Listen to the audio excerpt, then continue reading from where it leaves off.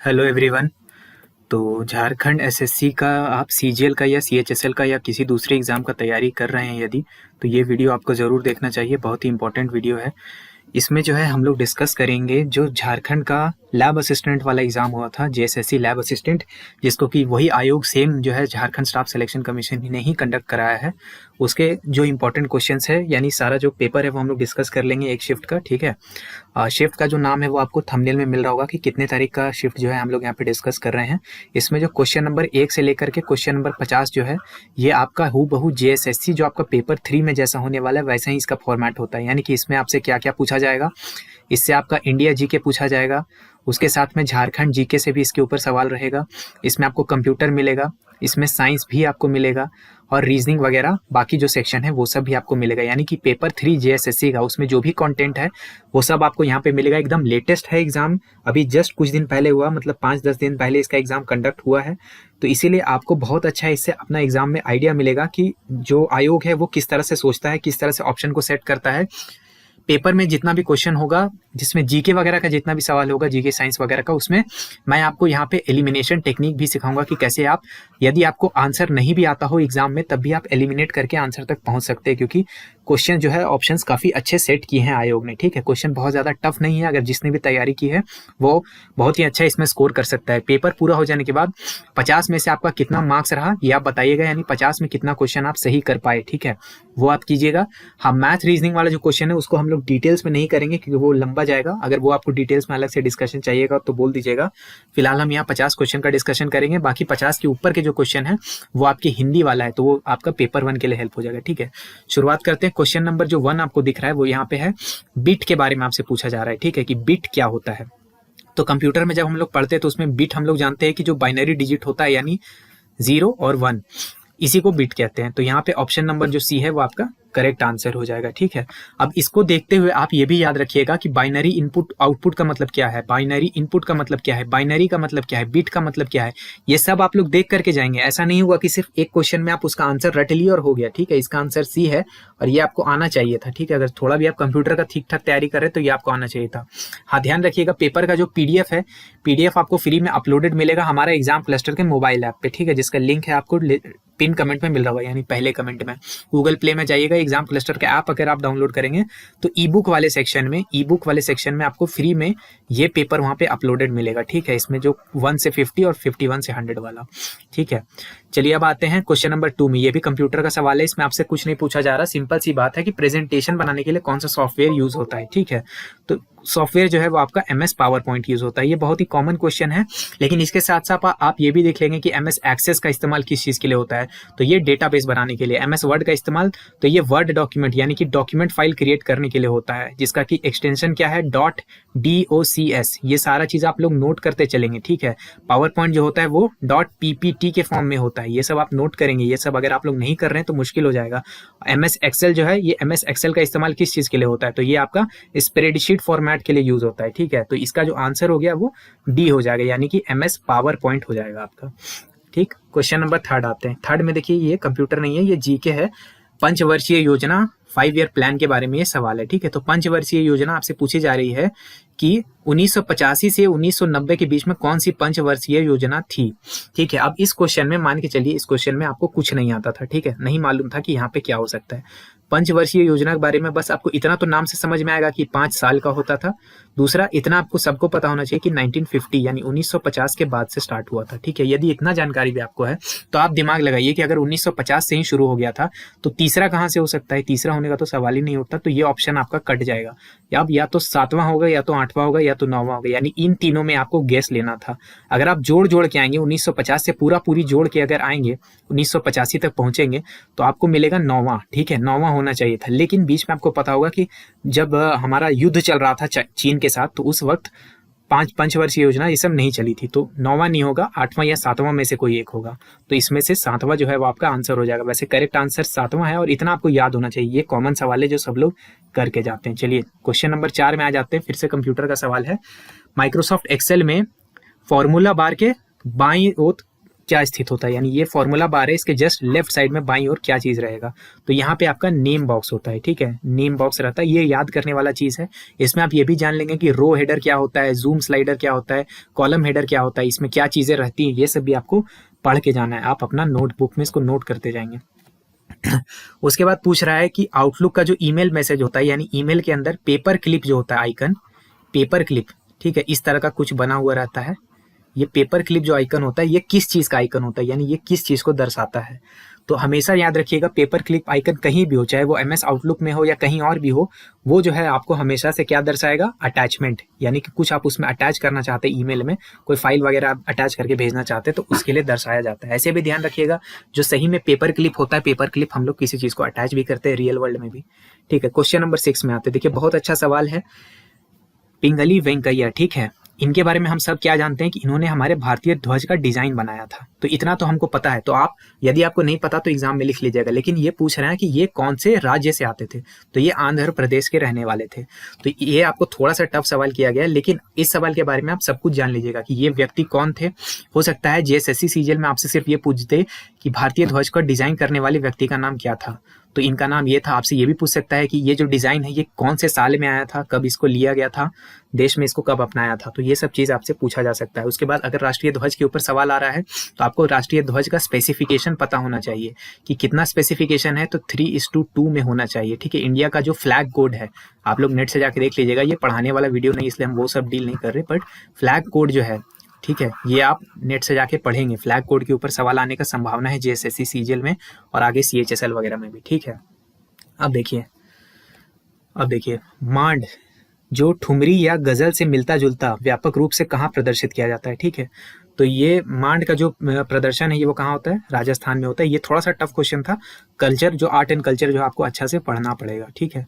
लेकिन इसके साथ में आप ये भी देखोगे कि जो नाटक हैं दूसरे राज्यों में, कर्नाटक में कौन सा नाटक किया जाता है, केरला में, महाराष्ट्र में और झारखंड में कौन से नृत्य और नाटक चीज़ें चलती हैं, वो भी आपको देख करके जाना चाहिए, एग्जाम में आने का चांस है, ठीक है। फिर देखिए ये करंट अफेयर्स का सवाल है, और झारखंड का जो करंट अफेयर्स है उसका सवाल है कि झारखंड में पुलिस मेडल गैलेंट्री के लिए किसको मिला था इंडिपेंडेंस डे 2022 में, यानी 2022, अभी जस्ट 2023 वाला गया है, एक साल पहले का करंट अफेयर्स यहाँ पे पूछा गया कि किन्हें मिला था, ठीक है। तो रामेश्वर भगत जी को मिला था। तो ये सब आपको याद रखना है कि गैलेंट्री अवार्ड किसको मिला। हो सकता है और भी जो दूसरा तरह का अवार्ड है जो झारखंड में दिया जाता है, वो अवार्ड भी आप थोड़ा सा रट के जाइएगा, एग्जाम में करंट अफेयर्स में यहाँ से सवाल आया है, ठीक है। अच्छा, अब ये क्वेश्चन है कि ईस्ट इंडिया कंपनी भारत पे, मतलब झारखंड पे कब अपना कंट्रोल लाई थी। अब यहाँ भी एलिमिनेशन आप लगा सकते हैं। देखिए 1947 के बाद कहाँ से हो जाएगा, ये तो सीधे सीधे कट जाएगा, क्योंकि ईस्ट इंडिया कंपनी जो है झारखंड पे कंट्रोल कर रही है, तो वो बहुत पहले की बात है, तो ये तो खत्म हो जाएगा, ठीक है। अब देखते हैं 1650, 1675 और 1765। तो इसमें अगर थोड़ा भी कॉमन सेंस लगाइएगा तो ये वाला ऑप्शन भी कट जाएगा। आंसर जो इसका 1765 है। वैसे ये आपको याद रहना चाहिए था, झारखंड अगर जब भी पढ़ेंगे तो कॉमन है। हालांकि 1947 एक बार में आपका एलिमिनेट हो रहा है, ठीक है। अगर आप लोग JSSC सीजीएल का तैयारी कर रहे हैं, पेपर 3 का 10 प्रैक्टिस टेस्ट अवेलेबल है हमारे एग्जाम क्लस्टर मोबाइल ऐप में, और इसमें आपको डिस्काउंट भी मिल रहा है 67% का। अभी ये 300 रुपये की जगह आपको मिलेगा 99 रुपीज़ में। ऐप को खोलिएगा तो आपको प्राइस दिखाएगा 110 रुपया, लेकिन ये प्राइस आपको नहीं देना। आप अगर कूपन कोड उसमें ऑफिसर लगाते हैं OFFICER, तो आपको ये जो है केवल 99 रुपीज़ में 10 सेट मिलेगा। हालांकि ये दाम बढ़ने वाला है, 10 सितंबर के बाद से ये प्राइस बढ़ जाएगा, तो 10 सितंबर से पहले आप ले लेंगे तो 10 प्रैक्टिस टेस्ट है, हिंदी और इंग्लिश मीडियम में मिलेंगे। एग्जाम पैटर्न जो लेटेस्ट है वो फॉलो हो रहा है, एक्सपर्ट्स ने बनाया, सॉल्यूशन सब कुछ मिलेगा, एरर एकदम इसमें नहीं होगा, ठीक है। और इंग्लिश हिंदी दोनों मीडियम में है। जनरली क्या होता है, इंग्लिश मीडियम वाले बच्चों को बहुत प्रॉब्लम आ रही है, इंग्लिश मीडियम में टेस्ट अवेलेबल नहीं हो रहे, तो इंग्लिश मीडियम आप प्रैक्टिस कर सकते हैं, आपको इसमें रैंक, सॉल्यूशन हर चीज पता चलेगा, ठीक है। अगर आपको कोई भी अधिक जानकारी चाहिए तो इस जो दिया हुआ व्हाट्सएप नंबर है इस पे आप कांटेक्ट कर सकते हैं मैसेज के थ्रू। कॉलिंग पॉसिबल नहीं होगा, और डिस्काउंट कोड जो है वो आपको ऑफिसर लगाना है ताकि बेस्ट प्राइस मिले। चलिए अब आगे का हम लोग डिस्कशन करते हैं। चलिए अब आते हैं साहित्य अकादमी पुरस्कार विजेता संथाली कृत पारसी खातिर, ठीक है, के लेखक कौन थे। पारसी खातिर के लेखक के बारे में पूछा जा रहा है। तो यहाँ पे 4 लोगों का नाम है। आपका काम ये रहेगा कि ये चारों के चारों लोगों की जो रचनाएं हैं ये भी आप देख करके जाएंगे। ऑप्शन ए तो इसका आंसर है, ये आपको पता है, देख के समझ में आ गया, लेकिन चारों लोगों ने क्या क्या चीजें की हैं, ये अपने फील्ड में क्या काम करते हैं, ये इसके बारे में भी थोड़ा थोड़ा जानकारी जुटा के अपने नोट्स में लिख लीजिएगा। क्वेश्चन देखिए रिपीट मारेगा, फिर से मैं बोल दे रहा हूँ, क्वेश्चन रिपीट करेगा, हो सकता है हूबहू रिपीट कर जाए, या हो सकता है उसका ऑप्शन से कुछ उठा के पूछेगा, लेकिन ऐसा हो नहीं सकता कि जेएसएससी सीजीएल में कोई भी क्वेश्चन रिपीट नहीं मारेगा, एकदम क्वेश्चन रिपीट मारेगा, ठीक है। तो इस बात को ध्यान रखिएगा एग्जाम के बाद, नहीं तो पछताइएगा अगर इस वीडियो को लाइटली लीजिएगा तो। और फिर से मैं रिपीट कर दे रहा हूँ, जो पीडीएफ है आपको, ये पीडीएफ कहाँ मिलेगा, एग्जाम क्लस्टर के मोबाइल ऐप पे मिल जाएगा। ई बुक वाले सेक्शन में जाइएगा, एकदम फ्री में वहाँ पे देखने के लिए मिलेगा, वहाँ से उठाइए, देखिए और इसको एनालाइज कीजिए, बार बार देखिएगा, ठीक है। बाकी नोट्स बनाते चलिए, ठीक है। अब देखिए ये जो है वो इंडिया का जो करंट अफेयर्स है उसको जोड़ा है झारखंड के साथ, ठीक है। India state of forest report 2019 में जो आया था, ये देखिए 2019 वाला पूछ दिया, जबकि ये जो क्या है 2021 में भी आया था, ये 2-2 साल में रिपीट करके आता है। तो 19 वाला आया, फिर 21 वाला को नहीं लेके 19 वाला, यानी थोड़ा पुराना पूछ दिया। लेकिन झारखंड में जो है वो फॉरेस्ट एरिया लगभग कितना 1000 स्क्वायर किलोमीटर में है, ध्यान रखिएगा। परसेंटेज यहाँ पे नहीं पूछ रहा, तो यहाँ पे इसका आंसर हो जाएगा 23, ठीक है। ये थोड़ा सा याद करने वाला क्वेश्चन था, सिंपल सवाल इसको नहीं बोलेंगे, ठीक। एक मिनट थोड़ा सा जूम कर लेते हैं। क्वेश्चन नंबर जो 12 है उसमें क्या है, कंप्यूटर का बहुत ही कॉमन सा सवाल है, हाफ बाइट को क्या बोलते हैं, तो हाफ बाइट को निब्बल बोलते हैं। हाफ बाइट जो निब्बल है इसमें कितना बीट होता है, तो इसमें 4 बीट होता है, ठीक है। ये एक बीट जो है वो 4 जब बन जाएगा तो वो हाफ बाइट कहलाएगा। एक जो पूरा बाइट होता है उसमें कितना बीट होता है, तो 8 बीट होता है, ठीक है। 8 बीट और यहाँ 4 बीट। तो आपका काम है कि आप बीट को समझ के जाइएगा। बीट क्या हो गया आपका, 0 अथवा 1, ये बीट कहलाता है, ठीक है। निब्बल क्या है, जब 4 बीट होगा। बाइट क्या है, जब 8 बीट होगा। ये सब नोट करते जाइए, ठीक है। इसमें से कोई ना कोई एक चीज जरूर उठा के आपको पूछेगा। चलिए क्वेश्चन नंबर 13 में आते हैं। क्लाउड कंप्यूटिंग में कौन सा क्लाउड 2 या 2 से अधिक क्लाउड का संयोजक है, ठीक है। यानी कि 2 अलग अलग तरह का क्लाउड वाला जो सिस्टम है, अगर उसको एक साथ मिलाइएगा तो जाहिर सा बात है, जब आप मिला रहे हैं, किसी चीज का मिश्रण कर रहे हैं, तो वो हाइब्रिड होता है, ठीक है। जो लोग खेती वगैरह करते हैं उनको पता होगा हाइब्रिड का मतलब क्या होता है। तो जब मिलाया हुआ ब्रीड होता है वो हाइब्रिड होता है। तो जब 2 को हम क्लाउड को मिला देंगे क्लाउड कंप्यूटिंग में, तो वो भी हाइब्रिड हो जाएगा। तो इस तरह से आप गेस भी कर सकते थे अगर आपको कुछ नहीं आता था तब भी। GUI का फुल फॉर्म देखिए, बहुत कॉमन सा सवाल है, ठीक है, इतना तो आपको आना चाहिए। तो ग्राफिकल यूजर इंटरफेस, ये जो ए ऑप्शन है ये GUI का फुल फॉर्म हो जाएगा। इस तरह से OS का फुल फॉर्म, MS का फुल फॉर्म, CPU का फुल फॉर्म, ऐसा ऐसा जो फुल फॉर्म है ये सब आप देख लीजिएगा, कॉमन फुल फॉर्म एग्जाम में आ रहा है, ठीक है। Which festival of Jharkhand is held once every 12 year, ठीक है, कि 12 साल में एक बार होता है। तो इससे आपको फेस्टिवल के बारे में जानना है, ठीक है। तो इसका आंसर तो वैसे जानी शिकार होगा, ठीक है। लेकिन इसके साथ साथ बाकी जो यहाँ पे फेस्टिवल का नाम है, सरहुल के बारे में भी आप पढ़ेंगे, तुसु परब के बारे में पढ़ेंगे, हाल पुनहा के बारे में पढ़ेंगे। इन सब के बारे में थोड़ा थोड़ा पढ़ लीजिएगा, एक एक लाइन इसके बारे में जान लीजिएगा कि ये कौन सा जो ट्राइब है उसमें सबसे ज्यादा होता है। जैसे जानी शिकार जो है वो किस ट्राइब में सबसे ज्यादा मनाया जाता है, कहाँ किस एरिया में मनाया जाता है, जो इसके बारे में कोई स्पेशल बात है, ये सब अपने नोट्स में आप नोट डाउन करते चलेंगे, ठीक है। एक बार फिर कंप्यूटर का सवाल है यहाँ पर, कौन सा ऐसा प्रोटोकॉल है जो एक्टिव डायरेक्टरी से इन्फॉर्मेशन को डालने के लिए और निकालने के लिए इस्तेमाल किया जाता है, ठीक है। थोड़ा सा टफ सवाल है, ठीक है। ये जैसे मैं इंजीनियर हूँ, इंजीनियरिंग का हूँ, फिर भी ये वाला क्वेश्चन मुझे टफ लग रहा है, ठीक है। तो ये थोड़ा सा टफ क्वेश्चन है, इसका LDAP होगा। लेकिन ध्यान रखेंगे कि आप STTP के बारे में पढ़ के जाएंगे, POP के बारे में और इंटरनेट प्रोटोकॉल ये सब के बारे में भी थोड़ा थोड़ा पढ़ के जाएंगे। इसका फुल फॉर्म देख लेंगे, केवल सिर्फ फुल फॉर्म देखने से नहीं होगा, ये क्या होता है, ये काम क्या करता है, वो भी देख करके जाएंगे, तब आपसे सवाल बनेगा, ठीक है। बहुत हलवा सवाल, जैसे बाकी लोग आपको MCQ में करवा दे रहे हैं वैसा कंप्यूटर में आ नहीं रहा है। कंप्यूटर में तो एक ही थोड़ा सा हाई लेवल का क्वेश्चन भी करवा रहा है। तो ऐसा हाई लेवल का क्वेश्चन अगर आप लोग चाहते हैं कि MCQ करवाया जाए तो कमेंट में बताइएगा, ठीक ना। चलिए क्वेश्चन नंबर 17 पे आ जाते हैं। झारखंड कैबिनेट जो है अप्रैल 2023 में ये डिसाइड करती है कि किस चीज का स्टेटस दिया जाएगा, लाख कल्टीवेशन को, ठीक है। यानी कि लाख की खेती है, जो लाख की खेती, वो तो लाख की हम लोग सब जानते हैं कि कल्टीवेशन हो रहा है, और कल्टीवेशन अगर होगा तो इसको क्या किस चीज का दर्जा दिया जाएगा, सही एग्रीकल्चर का यानी कृषि का इसको दर्जा ही दिया जाएगा ना। मैन्युफैक्चरिंग का, पैथोलॉजिकल का, ये सब का तो नहीं दिया जाएगा। पैथोलॉजिकल तो ये तो क्या हो गया, दवा वगैरह से, पैरामेडिकल ये भी दवा वगैरह से, तो एग्रीकल्चर का इसको स्टेटस मिला, ठीक है। ये भी थोड़ा सा करंट अफेयर, लेकिन कॉमन सेंस भी लगाइएगा तो आराम से आप इसका आंसर दे सकते थे। ऐसा नहीं कि बिल्कुल हर चीज आपको पढ़ के ही जाना चाहिए, ठीक है। अच्छा, अब एक देखिए, एक नया रिपोर्ट आया है, तो इस रिपोर्ट के बारे में एक क्वेश्चन है कि energy transition advisory committee ETAC, ठीक, ETAC द्वारा हाल ही में जारी की गई रिपोर्ट का शीर्षक क्या था, जिसमें भारत की ऊर्जा परिवर्तन की आवश्यकता को जोर दिया और कार्बन वाले भविष्य और कम कार्बन वाले भविष्य को प्राप्त करने के लिए विभिन्न स्तरों पर प्रकाश डाला गया था, ठीक है। यानी कि कार्बन उत्सर्जन को कम करने के बारे में कोई रिपोर्ट आया है, ठीक है। इस रिपोर्ट के बारे में आपको जानना है, ठीक है। तो इसमें देखिए क्या क्या हो सकता है, इसका नाम यहाँ पे आपसे पूछा जा रहा है, द ग्रीन शिफ्ट, ग्रीन जो है ये कार्बन से रिलेटेड है, लो कार्बन। तो देखिए आमतौर पर जब रिपोर्ट वाला आपसे क्वेश्चन आएगा ना, एक चीज का ध्यान रखिएगा कि क्वेश्चन में जो शब्द है वही शब्द आपको उस रिपोर्ट के नाम में यदि दिख जाए तो बहुत हाई चांस है कि वही आपको आंसर होता है। ठीक है, ये सब देखिए एलिमिनेशन टेक्निक बता दे रहे हैं, यूपीएससी वाला अपना ज्ञान यहाँ पे आपको दे रहे हैं। ये सब आपको नॉर्मल टीचर लोग, जो मास्टर लोग यहाँ पे मास्टर साहिब होते हैं 10 साल पुराने वाले, उन लोग नहीं बता पाएंगे। तो यहाँ देखिए क्वेश्चन में आपको क्या है, क्वेश्चन में आपको देखने के लिए कार्बन शब्द मिला था।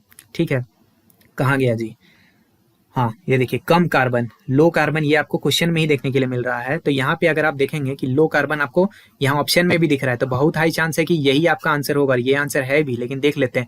Ban on diesel powered vehicle, जिसमें डायरेक्ट कोई रिलेशन नहीं बन रहा है, इसको आप काट दीजिए। Low carbon is the future of India, यहाँ पे भी लो कार्बन है, तो ये भी हो सकता है आंसर। ठीक है, India is committed to net zero by 2070, ये नाम जैसा लग ही नहीं रहा पहली बात तो, लेकिन चलिए फिर भी आप ऑप्शन ए और ऑप्शन डी में थोड़ा सा कंफ्यूजन रहिएगा, और फिर भी 50-50 आपके चांस में होगा। तो अगर गेस भी मार दीजिएगा तो भी 50% चांस है कि आप सही आंसर मारिएगा, जबकि आप ब्लाइंड गेस अगर ले लेते, चारों में से कोई एक मारते, तो केवल 25% चांस होता कि आपके फेवर में आंसर गिरता है। इसलिए ये सब चीज का ध्यान रखिएगा। ठीक है, आपको एग्जाम में आयोग जो है वो पूरा मौका देगा फ्रंट फुट पे खेलने का। आपके ऊपर है कि आप खेलिएगा, रिस्क लीजिएगा, या फिर सेफ खेलिएगा और आंसर नहीं मार्क कीजिएगा। क्वेश्चन नंबर 19 देखिए, इसको हम क्या बोलते हैं, ये हो गया आपका हलवा क्वेश्चन। ठीक है, ये हलवा सवाल है, एकदम हलवा सवाल है, मतलब इसको नहीं कर पाए तब फिर क्या ही तैयारी कर रहे हैं आप। देखिए पारसनाथ पहाड़ का ऊंचाई आपसे पूछा। झारखंड में हर कोई जानता है पारसनाथ सबसे ऊंचा पहाड़ है। ठीक है, लेकिन आप ध्यान दीजिए जरा, ऑप्शन को देखिए। ऊंचा पहाड़ क्या इतना ऊंचा है कि 15,470 मीटर ऊंचा हो जाएगा। माउंट एवरेस्ट जो सबसे ऊंचा पहाड़ है पूरे विश्व का, वो 8,850 मीटर की ऊंचाई पर है, और ये जो है लगभग इससे दुगना बता रहा है कि पारसनाथ का ऊंचाई है। तो पारसनाथ अगर इतना ऊंचा होता तो झारखंड में पूरे दुनिया का लोग नहीं आता पहाड़ चढ़ने, ऐसा आप देखते हैं क्या? तो ये तो कहाँ से हो जाएगा।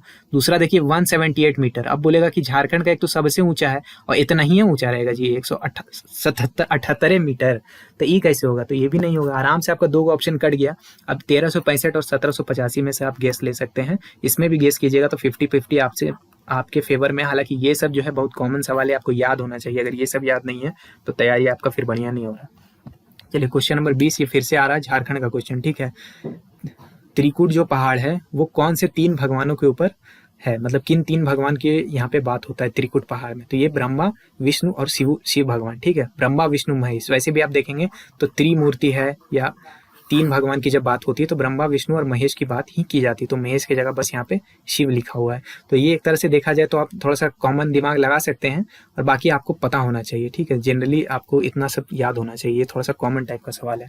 ठीक है, स्मॉलेस्ट रिवर कौन सा है झारखंड का? देखिए लॉन्गेस्ट वगैरह सब लोग पढ़ता है, लेकिन स्मॉलेस्ट यहाँ से पूछ दिया गया, तो बी जो है वो इसका आंसर हो जाएगा। उसके साथ में आप लॉन्गेस्ट रिवर भी देख लीजिएगा, लार्जेस्ट रिवर देख लीजिएगा। रिवर के बारे में जनरली क्वेश्चन आता है, सिंपल ही आता है, देखिए ज़्यादा टफ क्वेश्चन है नहीं। अब क्वेश्चन नंबर 22 में आते हैं। कौन से ऐसे चीफ मिनिस्टर थे जिन्होंने पहली बार बूढ़ा पहाड़ को मतलब बूढ़ा पहाड़ में गए थे? ठीक है, बूढ़ा पहाड़ अगर आप लोग नहीं जानते, अभी थोड़ा दिन पहले न्यूज में भी चला था, जब यहाँ पे जो सेंट्रल पुलिस फोर्सेस है, सेंट्रल आर्म पुलिस फोर्सेस ने क्या दावा किया था कि यहाँ से नक्सल्स का सफाया कर दिया गया। ठीक है, नक्सलियों को यहाँ से उखाड़ फेंका गया, और यहाँ पे जो है नॉर्मल लोग, मतलब नॉर्मल जो प्रशासन है उसका आना जाना पॉसिबल करा दिया गया था। तो इसीलिए आप थोड़ा सा दिमाग लगाइएगा कि अगर ये चीज़ रिसेंट में न्यूज़ में चला है तो जो रिसेंट के आपके होंगे चीफ मिनिस्टर यानी मुख्यमंत्री, वही ना आंसर होगा। तो यहाँ पे हेमंत सोरेन आंसर होगा, ये सब तो पुराने वाले हैं। ठीक है, तो थोड़ा सा दिमाग लगाइएगा तो इसका आंसर लग जाएगा, बशर्ते कि आप अवेयर थे, थोड़ा पेपर वगैरह पढ़ रहे थे। अदरवाइज तो इसको याद करके भी जाया जा सकता है, हालांकि मुझे नहीं लगता कि ऐसा चीज़ आपको करंट अफेयर्स मैगजीन में भी मिलेगा। ठीक है, अब 23 में आते हैं। ठीक है, अब यहाँ देखिएगा झार नियोजन पोर्टल। ठीक है, झार नियोजन नाम से, अब नियोजन देखिएगा। ठीक है, झारखंड में नियोजन नीति का हमेशा बात होते रहता है, तो नियोजन नीति झारखंड में जब आप बात सुनते हैं तो नियोजन नीति किस चीज से आप रिलेटेड आप सुनते हैं? रोजगार से रिलेटेड सुनते हैं ना जी? हाँ, रोजगार से रिलेटेड सुनते हैं कि किस चीज से रिलेटेड सुनते हैं? नियोजन नीति बनाई है, नियोजन नीति अच्छा नहीं है, ये है वो है। तो जब नियोजन नीति आप झारखंड में सुनते हैं तो हमेशा क्या सुनते हैं कि रोजगार से रिलेटेड बात है। तो अनएम्प्लॉयमेंट यानी कि आप देखें बेरोजगारी से रिलेटेड जो चीज होगा उसमें ही ना आएगा झार नियोजन पोर्टल, बहुत हाई चांस है कि उसी में होगा। ठीक है, हेल्थ केयर जो है स्वास्थ्य सेवा, उसमें काहेला नियोजन नीति का बात होगा, तो ये तो हट गया। स्वच्छ वायु उपलब्ध कराने, ये ऑप्शन डी ई काहेला होगा, ये नियोजन नीति में आपका कहाँ से आ जाएगा? To sustainably conserve and minus biodiversity. इसमें भी नियोजन नीति कहाँ से आ गया? इससे हमको झार नियोजन पोर्टल बनाने का क्या जरूरत पड़ा? तो ये कट गया, सब कट जाएगा, आंसर आपका ए हो जाएगा। बस नियोजन शब्द जो है इसको आपको कनेक्ट करना है। इतना आप लोग प्रोटेस्ट वगैरह सब देखते रहते हैं, फालतू का इधर उधर वीडियो देखते हैं, इसका आपको फायदा एग्जाम पेपर में भी उठाना है कि नियोजन नीति तो कौन बात का भैया नियोजन नीति? तो नियोजन नीति जो है वो आपका अनएम्प्लॉयमेंट, उससे रिलेट कीजिएगा तो आंसर मारिएगा, नहीं तो आ जाइएगा वहीं मुंह दिखाते रह जाइएगा, समझिए। प्रोटेस्ट करने से तो फिर मिल रहा है जो मिल रहा है, देख लीजिए। खैर छोड़िए। क्वेश्चन नंबर 24 में है, झारखंड अपना स्टेटहुड डे कब मनाता है? झारखंड स्थापना दिवस कब मनाया जाता है? ऐसा सवाल पूछेगा तो बताइए। आपको नहीं पता होगा तो फिर डूब मरिए, कौन बात का झारखंडी है? तो 15 नवंबर इसका आंसर है, ठीक है। ये सब नहीं होगा, सितंबर, जनवरी और मई। देखिए कितनों बैड बुलबक होंगे ना आप, अगर झारखंड में रहते तो इतना तो आपको पता ही होगा कि नवंबर के आसपास कुछ हलचल होते रहता है कि कुछ तो बड़ा दिन है, कुछ तो है। सब जगह देखिएगा फंक्शन वंक्शन होते रहेगा सरकारी ऑफिस में, तो इतना तो आपको समझ पता होगा कि नवंबर टाइम कुछ तो होता है। अब कहाँ होता है अगर वो भी नहीं पता है तो अलग बात है, लेकिन नवंबर के समय में होता है, वहां से तो आप मारिए सकते हैं। तो ये कॉमन सवाल है, बहुत ईजी सवाल है। ऐसा सवाल सब गलत करके आइएगा तो फिर क्या ही बोला जाए। चलिए क्वेश्चन नंबर 25 में आते हैं। इंडियन कॉपर कॉरपोरेशन लिमिटेड, ठीक है, 1930 में इसका गठन किया गया था। तो ये क्वेश्चन आप देख लीजिएगा कि इंडियन कॉपर कॉर्पोरेशन लिमिटेड, यहाँ क्वेश्चन में दे दिया है 1930। हो सकता है जीएसएससी सीजीएल में पूछ देगा कि कब इसका गठन हुआ था, तो नोट्स बनाइए, फटाक से लिखिए इसको अपना कॉपी में कि 1930 में इसका गठन हुआ था। लेकिन यहाँ पे क्या पूछा कि कहाँ पे हुआ था, डैश में, ठीक है। तो इसका काम भी पूछ सकता है, ठीक है। तो काम जो है वो भी क्वेश्चन में दिया हुआ है, लेकिन इसका जो है गठन कहाँ हुआ था, तो घाटशिला में हुआ था, ये ध्यान रखिएगा, ठीक है। तो इस तरह से कंपनी जो है झारखंड में और अलग अलग तरह का कंपनी है जो ऑपरेट करता है, उसके बारे में भी थोड़ा थोड़ा आप जानकारी जुटा लीजिएगा। जैसे हेवी इंजीनियरिंग कॉर्पोरेशन जो है उसके बारे में जान लीजिएगा, HEC इसके बारे में जान लीजिएगा, जो रांची वाला नहीं है, जो कि इसरो का इम्पोर्टेंट पुर्जा बना के दिया है, जो अभी चंद्रयान 3 उड़ रहा है, और वहीं का इंजीनियर लोग है जिसको पैसा नहीं मिल रहा है। ये सब की वजह से न्यूज में है। तो HEC के बारे में भी पढ़ लीजिएगा, HEC हो सकता है आएगा क्वेश्चन, ठीक है।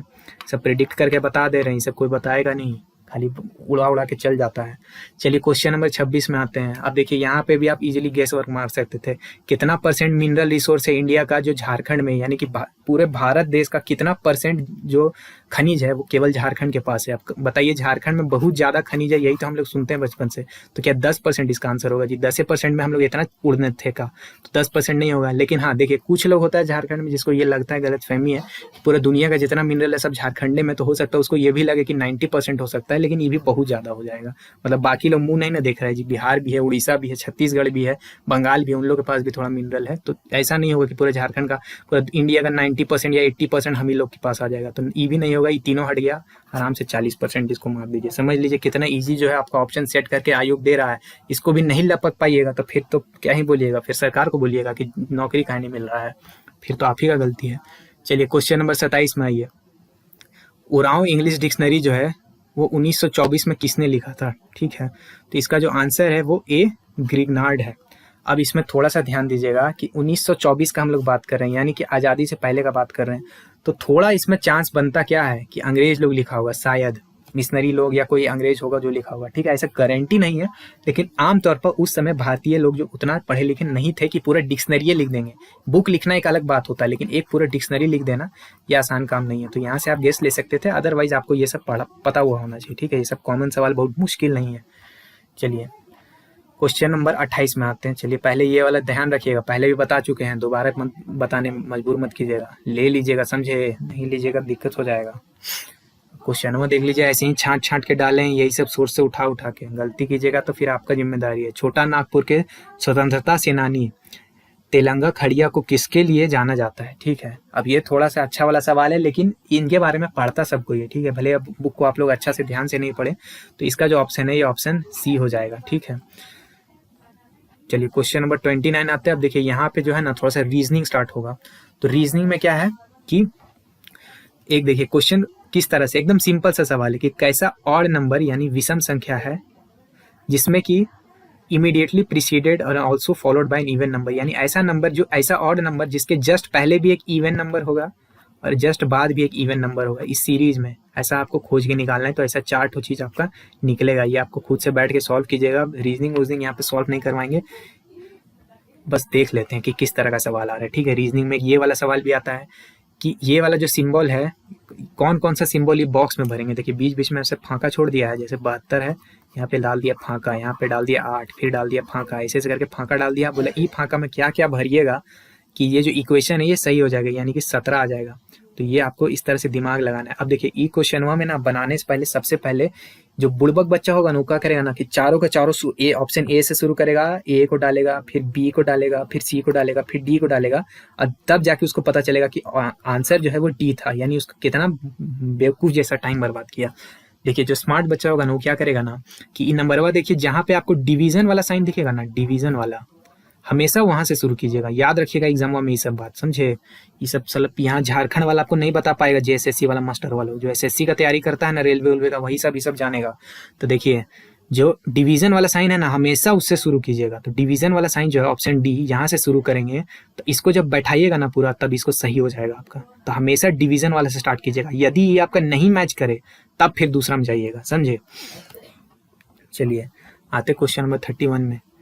अब देखिए ये डायरेक्शन वाला क्वेश्चन आ गया कि एक औरत थी जो दक्षिण दिशा में देख रही थी, फिर इतना डिग्री यहाँ घूमी, इतना डिग्री हुआ घूमी, ऐसे घुमा घूमी कराया गया इसको। तो ये सब तो बनाने का तरीका होता है रीजनिंग का, ये अलग से डिस्कस करेंगे। यदि आप लोग बोलिएगा रीजनिंग बनाने का, ऐसा कोई मुश्किल सवाल नहीं होता, टाइम है, आराम से आप बना लीजिएगा पेपर में, ठीक है। ये देखिए इसको बोलते हैं सिलोजिज्म, ठीक है, सिलोजिज्म बोलते हैं इसको। इसमें बोलेगा क्या ना कि सब साड़ी जो है, चलिए हिंदी वाला ले लेते हैं हम, ज़्यादातर हिंदी मीडियम होता है। सभी साड़ियाँ शर्ट है। अब जो मूर्ख बच्चा होगा जो पहली बारी क्वेश्चन में देखेगा वो बोलेगा भाई ऐसा कैसे हो सकता है, साड़ियाँ शर्ट थोड़े होता है, साड़ी अलग चीज़ है, शर्ट अलग चीज़ है। तो उसके लिए होता है कि भाई क्या बोल रहा है उस पर मत ध्यान दो, मतलब उसका असली मीनिंग पे मत ध्यान दो, बस इतना मानो कि जो बोल रहा है वो सच बोल रहा है, बस इतना मान के क्वेश्चन बनाना है। अपना बुद्धि नहीं लगाना कि साड़ी और शर्ट में कोई रिलेशन ही नहीं है, ऐसा नहीं है। बोल रहा है सभी साड़ी शर्ट है, तो एक गोला यहाँ बनाएंगे, इसमें हम लिखेंगे साड़ी। दूसरा पूछ रहा है शर्ट, तो इसको ऐसे बना देंगे, ये हो गया आपका शर्ट। तो अब क्या हुआ, सभी साड़ी शर्ट है, यानी जितना भी साड़ी है वो शर्ट के गोला के अंदर आ गया, हाँ आ गया। अब क्या है, कुछ शर्ट जो है वो ट्राउजर है, यानी ये जो शर्ट वाला गोला था इसमें से कुछ ट्राउजर वाले गोला में भी जाएगा, तो ये हो गया मेरा ट्राउजर। अब कोई ट्राउजर टाई नहीं है, तो यहाँ पे एक गोला बनेगा टाई का, और ये ट्राउजर और टाई के बीच में ऐसे लाइन देके ऐसे कट्टम कुट्टुम कर देंगे कि ये दोनों कभी एक नहीं हो सकता, ठीक है, दोनों धूर्त विरोधी है। अब देखिए 3 तरह का निष्कर्ष लगाएगा और उससे आपसे पूछेगा। पहला निष्कर्ष क्या है कि कोई टाई शर्ट नहीं है, यानी ये टाई और शर्ट इसके बीच में आपसे, अब इसके बीच का रिलेशन हमको पता है क्या, क्वेश्चन में दिया हमको इसके बीच का रिलेशन, तो हम कैसे बता सकते हैं। तो ऑप्शन 1 जो है आपका गलत है। सभी ट्राउजर साड़ियां हैं, यानी जितना ट्राउजर है ना सब का सब इस साड़ी में है। तो ई भी कहाँ है, कुछ ना बोला था जी, सब है कि नहीं ये हमको क्या मालूम, ये थोड़े बताया था क्वेश्चन में, तो ये भी आपका गलत हो जाएगा। फिर थर्ड में क्या, कुछ ट्राउजर शर्ट है, यानी कुछ जो ये ट्राउजर है ना ये शर्ट है, हाँ तो ये तो दिया ही था, कुछ ट्राउजर तो शर्ट है ही है, तो थर्ड वाला सही है, यानी कि क्या हो जाएगा, केवल निष्कर्ष 3 का अनुसरण करता है, केवल ओनली कंक्लूजन 3 फॉलोज, ठीक है। सिलोजिज्म बनाने का ये तरीका होता है, डिटेल में बोलिएगा तो पढ़ाएंगे, लेकिन आप लोग बोलिएगा नहीं, छोड़िए हटाइए। चलिए ये आता है सीरीज वाला क्वेश्चन, ये भी नॉर्मल सा सिंपल सा सीरीज है, इसको हालांकि देखिएगा बनाने का तो बना देंगे, लेकिन ऐसा कोई मतलब नहीं है, सिंपल सा सवाल है यार, मतलब इतना सिंपल, ये बचाव वाला क्वेश्चन दे रहा है। देखिए ए है यहाँ पर बी है, तो क्या होगा, यहाँ पे एक छोड़ के बी था, तो एक छोड़ के यहाँ पे क्या होगा, सी है ना होगा जी, तो यही हो गया आपका सी, खत्म बात। ये सब नहीं बनाइएगा तो क्या बनाइएगा, तो ये सब तो 8वां 10वां का बच्चा बना देगा। चलिए क्वेश्चन नंबर 34 में है, ब्लड रिलेशन का क्वेश्चन है, पॉइंटिंग वाला दे रहा है, तो ये सब बनाने का एक तरीका होता है, तरीका हम नहीं बताएंगे, बस क्वेश्चन जो है वीडियो को पॉज करके यहाँ पे पढ़ लीजिए, ठीक है। क्वेश्चन नंबर 35 में आते हैं, यहाँ पे रो वाला क्वेश्चन आ रहा है कि एक आदमी इधर से 35वां है, इधर से 10वां है, इधर से 50वां है, ये सब आपसे सवाल रहता है। तो ये वाला भी एक तरीका होता है इसको बनाने का, लेकिन बहुत टफ क्वेश्चन है नहीं, सिंपल सा है, ठीक है। फाइंड द ऑड वन, इसमें से अलग जो है, इसमें से चारों में से अलग खोजना है, यानी वर्ग, गोला, त्रिकोण और वृत्त, ठीक है, इसमें से अलग क्या है। तो आप देखेंगे कि स्क्वायर, ट्राइंगल, सर्कल, ये सब क्या है, एक पेपर पे आप बना सकते हैं, लेकिन स्फीयर जो है वो गोला जो है बॉल, ये पेपर पे नहीं बना सकते, 3D फिगर है, ठीक है। 2D 3D नहीं जानते तो फिर क्या ही बोले, आपको स्कूल नहीं गए जी। चलिए क्वेश्चन नंबर 37 में आते हैं, रिलेशनशिप वाला सवाल। ये देखिए एसएससी वाला उठा पूछा, ऐसा ऐसा सब सेट में डाला हुआ है हम लोग का, समझे, प्रैक्टिस सेट में सारा कुछ सवाल आपको ऐसा ऐसा मिलेगा, एक बार मार के देखिए तो ये सब सवाल एकदम हलवा लगेगा, नहीं मारेंगे तो एग्जाम में जाके रोइएगा देख के, याद कीजिएगा यही वीडियो। चलिए तो ये तो नॉर्मल सा बनाने होता है, जैसे GEFGHIJ, ठीक है, जी के बाद 4 बार गिनिएगा उंगली पे, का आएगा के आएगा, उसी तरह टी के बाद 4 बार गिनिए, UVWX, तो जो भी होगा शुरुआत एक्स से होगा, तो एक्स वाला जो है सी, ये आपका आंसर हो जाएगा। ये सब सिंपल सवाल है, सेट मारिए, 10 गो सेट मारिए जो दिया हुआ है, एकदम आसानी से बनेगा ये सब का। ठीक है। देखिए कोडिंग डिकोडिंग का भी सवाल है, जैसे एसएससी में आता है वैसा दे रहा है। एसएससी का जो इजी लेवल वाला क्वेश्चन है एमटीएस वाला, उससे प्रैक्टिस करिए, फायदा में रहिएगा। ठीक है, नोटिस को ऐसे लिखते हैं तो मिडिल को कहाँ लिखेंगे। ठीक है, इस सबका कोडिंग डिकोडिंग का तरीका होता है, यहाँ नहीं बताएंगे। अब देखिए जीके का सवाल जनरल साइंस का यहाँ से शुरू होता है, क्वेश्चन नंबर 39 से। ठीक है, लीवर में जो है शुगर को यानी शर्करा को किस चीज में बदल के रखता है लीवर? तो लीवर हम लोग हमेशा क्या जानते हैं, ग्लाइकोजन के फॉर्म में स्टोर करके रखता है। तो ऑप्शन बी इसका आंसर हो जाएगा। ये कॉमन सिंपल सवाल है, जो लोग साइंस अच्छा से पढ़ा होगा लूसेंट वगैरह उसको एकदम हलवा लगाओ, जो नहीं पढ़ा होगा उसको थोड़ा मुश्किल लगा। रिबोफ्लाविन, ठीक है, ये क्या है? एक विटामिन है, विटामिन B2 का साइंटिफिक नेम होता है क्या? रिबोफ्लाविन। तो यानी कि विटामिन का जितना साइंटिफिक नेम है सब आपको बाय हार्ट होना चाहिए, एकदम दिल में जो है ना वो उसका दिमाग जो नाम है वो हटा दीजिए और ई सब का नाम डाल दीजिए। वो जो है ना वो जिसका नाम रखे हुए हैं दिल में वो कभी काम नहीं आएगा, काम यही सब आएगा। इसको दिल में घुसेड़िए कि एग्जाम में तुरंत याद आए कि ये जो है रिबोफ्लाविन ये विटामिन B2 का साइंटिफिक नेम है। ठीक है, उसके बाद थोड़ा बहुत एंटीबायोटिक का नाम भी देख लीजिएगा, कॉमन। ठीक है, थोड़ा बहुत जो पौधा है आपके आसपास में, जैसे तुलसी वगैरह है, तुलसी है, आम है, मैंगो, नीम है, ये सब का जो साइंटिफिक नेम है, वैज्ञानिक नाम है, ये सब याद करके जाइएगा। बोल रहे हैं जितना लिखते जाइए एग्जाम में काम आएगा। ठीक ना, चलिए। कौन से विटामिन का जो कमी से आपको जीरोप्थाल्मिया नाम का बीमारी होता है? तो ये थोड़ा सा मुश्किल है लेकिन विटामिन ए इसका आंसर होगा। ठीक है, हालांकि जो लोग अच्छा एसएससी वाला कैंडिडेट और रेलवे वाला लोग को तो ये सब हलवा लग रहा होगा देख के, लेकिन आप लोग भी इसको कर सकते हैं, ऐसा बात नहीं। बोलिएगा ऐसा एमसीक्यू करवा देंगे बढ़िया लेवल का। जो लोग आपको करवा रहा है ना बेवकूफ बना रहा है, वही बना रहा है। जो आपको लग रहा है कि आपको बना रहा है वही बना रहा है। अपना 10-10, 20-20 क्वेश्चन वाला जो एमसीक्यू करवा रहा है ना, बड़का चैनल खोल के बैठ गया है, वो लोग आपको वही बना रहा है जो आपको लग रहा है कि आपको बना रहा है। चलिए क्वेश्चन नंबर 42 में आते हैं। What is the magnitude of maximum disturbance in the medium on either side of the mean value? ठीक है, तो ई जो क्या है ये आपका क्या वेवलेंथ का सीधा आपको डेफिनेशन, सॉरी वेवलेंथ नहीं, माफ कीजिए, ये आपको एम्पलीट्यूड का सीधा डेफिनेशन नहीं दे रहा है ये वाला। अगर एम्पलीट्यूड आप लोग पढ़े होंगे तो, अगर इंग्लिश में प्रॉब्लम है हिंदी में पढ़ लीजिए। माध्यम में माध्यमान के कोई भी एक और अधिकतम विक्षोभ के परिणाम को क्या कहा जाता है? थोड़ा सा ज्यादा शुद्ध हिंदी हो गया, लेकिन जो लोग पढ़ता होगा वो लोग को पता ही होगा। तो आपका फर्ज क्या बनता है कि एम्पलीट्यूड अगर सवाल में दिया है तो आप फ्रीक्वेंसी भी पढ़ के जाएं कि फ्रीक्वेंसी क्या होता है। ठीक है, अब फ्रीक्वेंसी और टाइम पीरियड के बीच का रिलेशन क्या होता है ये भी आप पढ़ के जाएंगे कि frequency is equal to 1 by time period, ये भी आ सकता है एग्जाम में। सबका यूनिट भी देख के जाएंगे, ऑसिलेशन का डेफिनेशन देखेंगे, वेवलेंथ का देखेंगे। वेवलेंथ का जो यूनिट है वो क्या है, वो आपका मीटर में ही हो जाएगा। फ्रीक्वेंसी हर्ट्ज में नापा जाता है, एम्पलीट्यूड किस में, ऑसिलेशन किस में, ये सब आप देख के जाएंगे। नहीं देखिएगा तो फिर क्या ही कर सकते हैं। वॉशिंग सोडा, देखिए अब केमिस्ट्री में केमिकल नेम से आया लेकिन थोड़ा सा टफ सब टाइप का सवाल है, लेकिन ऐसा सवाल पहले भी जेएसएससी में आया हुआ है, इसलिए आप नहीं बोल सकते हैं कि नहीं ऐसा सवाल नहीं आएगा। ये सब पहले भी आया है, इस साल भी आया है। तो वॉशिंग सोडा में कितना मॉलिक्यूल होता है वाटर ऑफ क्रिस्टलाइजेशन का? तो वॉशिंग सोडा का जो हम लोग पूरा फॉर्मूला देखते हैं, फॉर्मूला नहीं बताएंगे भी हम आपको, वो आप जाइए गूगल कीजिए, उसमें .10H2O ऐसे करके लिखा हुआ रहेगा। तो ये जो .10 है ना, यही 10 पूछ रहा था कि के को डॉट लगल रहता है तो 10 वो लगल रहता है। तो वॉशिंग सोडा का फॉर्मूला के ऊपर आपको केमिकल फॉर्मूला के ऊपर पूछा, तो वॉशिंग सोडा, बेकिंग सोडा, फिर और बहुत सारा है, क्विक लाइम, ये सब तरह का एक पूरा चार्ट बनता है, उस चार्ट को याद कीजिए। बोलिएगा तो चार्ट वूट दे देंगे आपको यहाँ पे भी।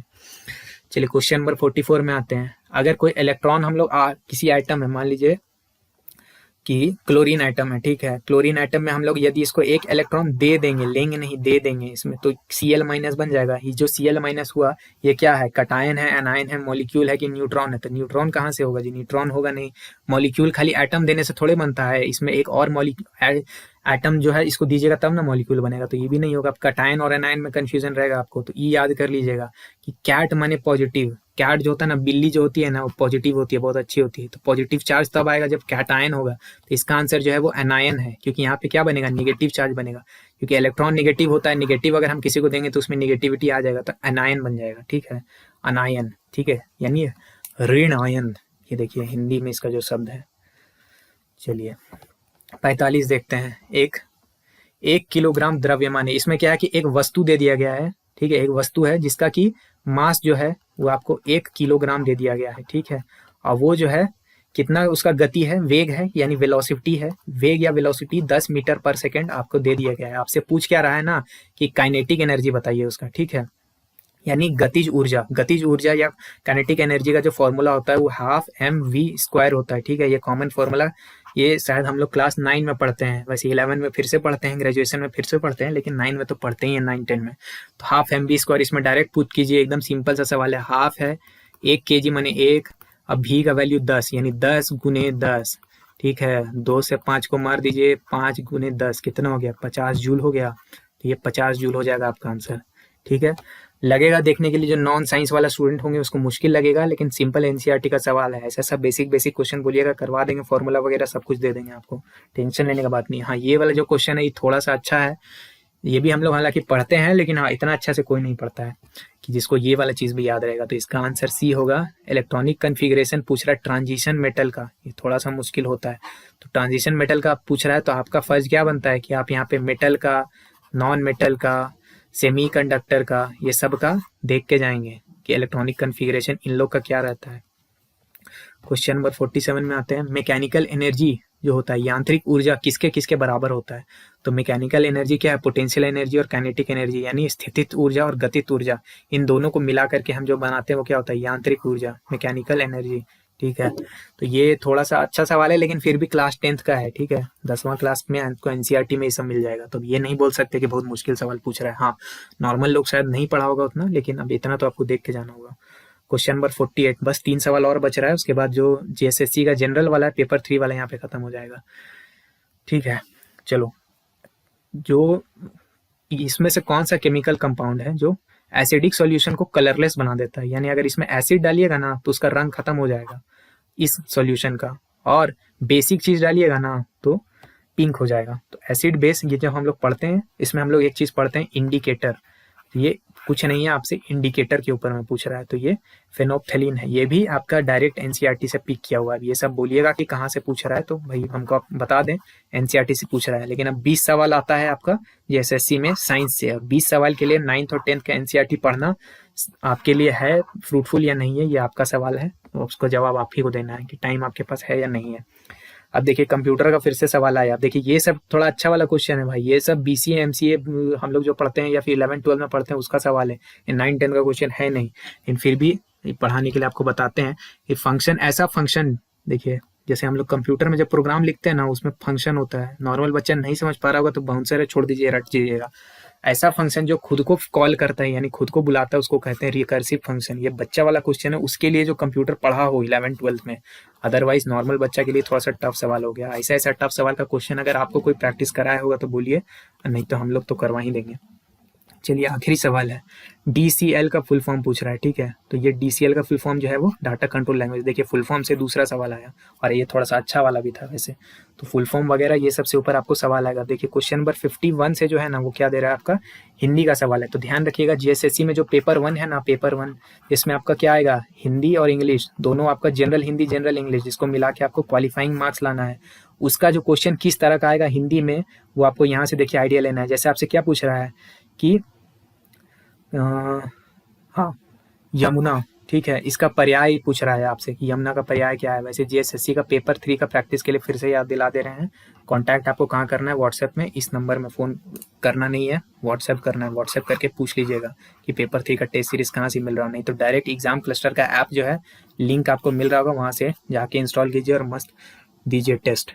ऐसा ऐसा जो क्वेश्चन आपको मिला है ना, सब आपको हलवा लगेगा। 10 पेपर बना के उसका सॉल्यूशन बढ़िया से अगर दिमाग में बैठा के जाइएगा ना तो एकदम चुटकी बजा के फाड़ के रख दीजिएगा, ऐसा ऐसा पेपर एकदम दिमाग मजा आ जाएगा एग्जाम में देके। लेकिन अगर नहीं बनाइएगा, वही सब जो मार्केट में चल रहा है, जो सब बना रहा है वही बना के जाइएगा, तो जैसा सबका नंबर आएगा वैसा आ जाएगा आपका भी। चलिए, तो यहाँ पे देखिए बाकी हिंदी वाला सवाल है, ये इस वीडियो में डिस्कस नहीं करेंगे, आप बोलिएगा तो दूसरे वीडियो में कर देंगे। नहीं तो आपको ये जो पीडीएफ है, इस पूरा ये पीडीएफ आपको एग्जाम क्लस्टर ऐप में मिलेगा ही, क्वेश्चन नंबर 1 से लेकर 100 तक, तो सब कुछ आपको मिल जाएगा, वहाँ से जाकर के आप लोग डाउनलोड कर सकते हैं। दूसरा जो शिफ्ट है वो भी हम लोग जल्दी ही लेकर के आएंगे, तो चैनल को सब्सक्राइब कर लीजिएगा। और अच्छा अच्छा एमसीक्यू वगैरह अगर आपको चाहिए तो जरूर बताइएगा कमेंट करके। वीडियो कैसा लगा बताइएगा, वीडियो में क्या इंप्रूवमेंट हो सकता है वो भी बताइएगा। मेरा नाम है ऋषिकेश, जय हिंद।